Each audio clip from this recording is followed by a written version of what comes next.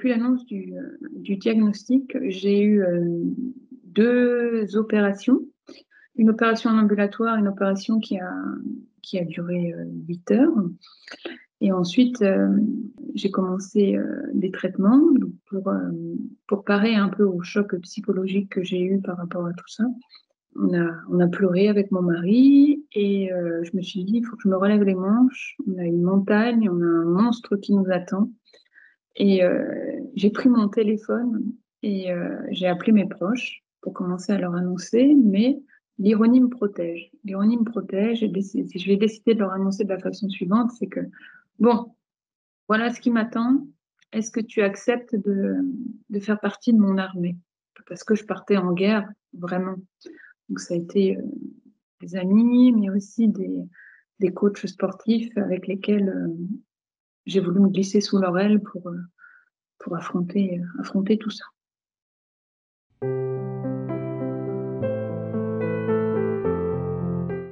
Oui, le sport a clairement été ma bouée de sauvetage et même encore aujourd'hui. Il faut savoir que j'avais pris au moins 12 kilos et le sport m'a permis aussi de perdre du poids.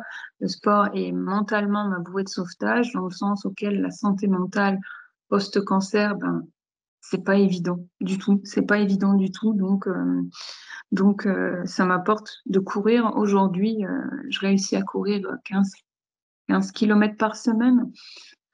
En fait, avant les traitements, avant le cancer, je ne courais pas du tout. Mais alors, absolument pas du tout. Petite, lors des crosses, j'arrivais à la dernière. Voilà. Et j'étais habitée par une volonté de revanche face à cette maladie, me rendre plus forte, rendre mon corps plus fort. Au cours de cette année post-traitement, je me suis lancé le défi et j'ai dit à mon coach, écoute, j'ai envie de participer à une course caritative pour le cancer du sein, les 5 kilomètres, et j'ai envie d'y être. Et je disais à qui voulait l'entendre, je participe à cette course, mais je ne veux pas arriver la dernière du tout. Et je veux même arriver devant des bien portants. Et je l'ai faite, cette course. Et je suis pas arrivée la dernière. Et ça a été un joli exploit pour moi. Aujourd'hui, j'en tire de nombreux bénéfices pour ma santé mentale.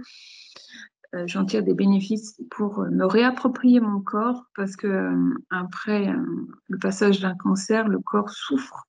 Et nous devons prendre soin du mieux qu'on peut, que ce soit pour regagner de la masse musculaire, que ce soit pour perdre du poids, que ce soit pour tout simplement se sentir mieux dans notre corps. Des rencontres incroyables que j'ai eues au travers du sport, c'est que j'ai croisé un sportif professionnel dans cette salle et un jour il m'a dit mais c'est pas moi la star en fait, c'est vous d'être là. Et j'avais plus de cheveux et cette phrase m'a incroyablement portée en fait. Un sportif professionnel qui vous dit, vous qui êtes dans les traitements, c'est vous la star parce que vous bougez. Donc le sport, c'est bien plus que le sport, c'est des rencontres, c'est de l'entraide, ça a été énorme pour moi.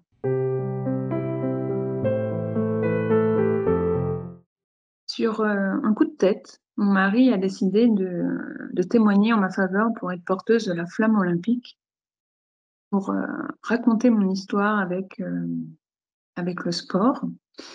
Et il a témoigné pour moi. Ma candidature a été retenue.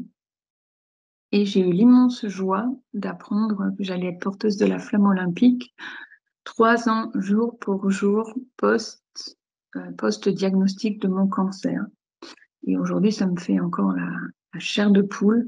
C'est énorme. C'est énorme pour moi. Et la première chose que j'ai faite, quand j'ai vu le mail, j'ai appelé le secrétariat de ma chirurgienne pour leur annoncer la nouvelle. Quelle merveilleuse nouvelle! Et ça a été enfin une bonne nouvelle au travers de mon parcours.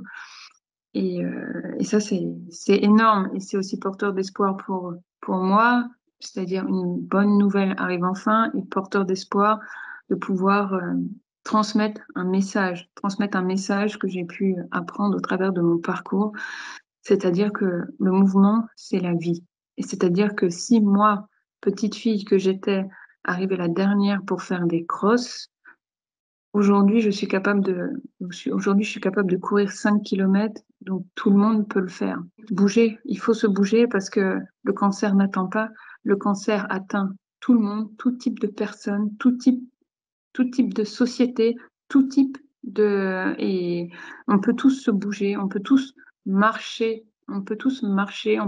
se garer plus loin pour aller au supermarché, on peut tous porter notre pack d'eau quand on fait nos courses, on peut tous se bouger à notre niveau, même sans devoir aller payer une salle de sport.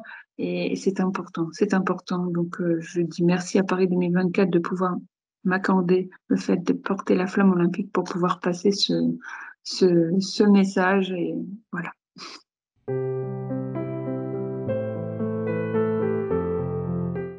L'association Passion en réseau m'apporte la sororité, un espace de confiance, un espace de résonance, parce qu'on en a besoin après le cancer de se retrouver un espace dans lequel un groupement de femmes qui comprennent ce par quoi nous sommes passés, qui comprennent ce que nous vivons, et choses qu'on ne peut pas forcément retrouver dans notre vie d'avant, en fait. Oui, j'ai rencontré des grandes sœurs, notamment une grande sœur, malheureusement, qui a rejoint les étoiles il y a peu.